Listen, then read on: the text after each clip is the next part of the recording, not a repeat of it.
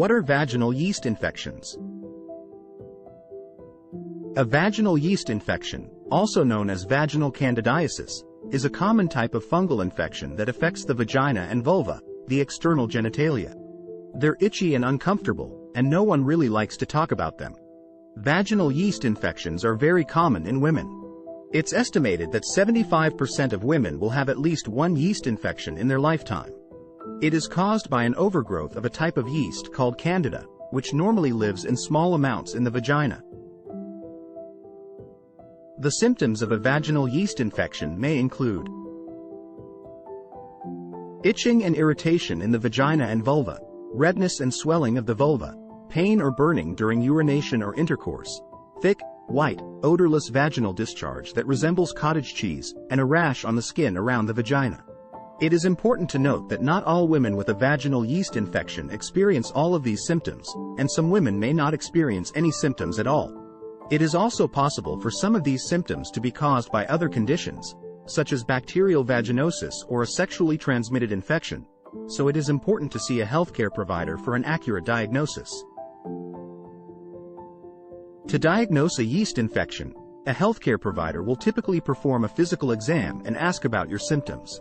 They may also take a sample of vaginal discharge for laboratory testing to confirm the diagnosis. During the physical exam, the healthcare provider may examine the vulva and vagina for signs of redness, swelling, and discharge. They may also take a sample of vaginal discharge with a swab or small spatula to examine under a microscope or send to a laboratory for testing. In the laboratory, the sample will be examined for the presence of yeast cells, which can confirm the diagnosis of a yeast infection. Additionally, the sample may be tested to determine which type of yeast is causing the infection, which can help guide treatment. Visit your doctor or see a healthcare provider if you suspect you have a yeast infection, as some symptoms of yeast infections can be similar to those of other conditions, such as bacterial vaginosis or sexually transmitted infections. The treatment for a vaginal yeast infection typically involves the use of antifungal medications, which are available over the counter or by prescription. Some common treatments include over-the-counter creams and suppositories. Antifungal creams and suppositories, such as miconazole, monostat, or clotrimazole, gyne-lotrimin, can be used to treat mild to moderate yeast infections.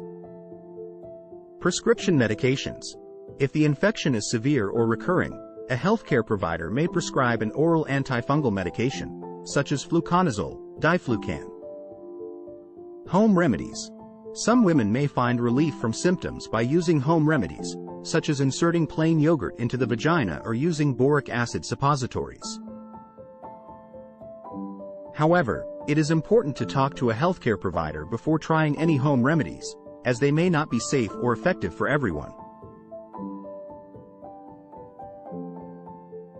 In addition to using medication, there are some steps that can be taken to prevent yeast infections from occurring in the first place, such as avoiding tight-fitting clothing and underwear,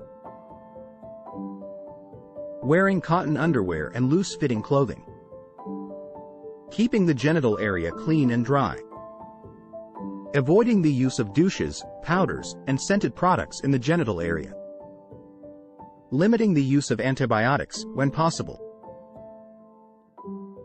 It is important to see your doctor or a healthcare provider if symptoms persist or worsen, as they may indicate a more serious condition or may not be caused by a yeast infection. Can probiotics help? Probiotics are live bacteria and yeasts that are beneficial to the body, and they may be helpful in preventing and treating vaginal yeast infections. Some studies have shown that certain probiotic strains, such as Lactobacillus acidophilus and Lactobacillus rhamnosus, can help to restore the balance of bacteria and yeast in the vagina and prevent the growth of Candida. Probiotics can be taken orally, as supplements, or applied topically to the vagina, such as with probiotic suppositories or creams. However, the evidence supporting the use of probiotics for preventing or treating vaginal yeast infections is mixed, and more research is needed to determine their effectiveness. While probiotics are generally considered safe for most people, it is important to talk to a healthcare provider before using them, particularly if you have a weakened immune system or are taking immunosuppressive medications. Additionally, it is important to note that probiotics should not be used as a substitute for medical treatment for a yeast infection.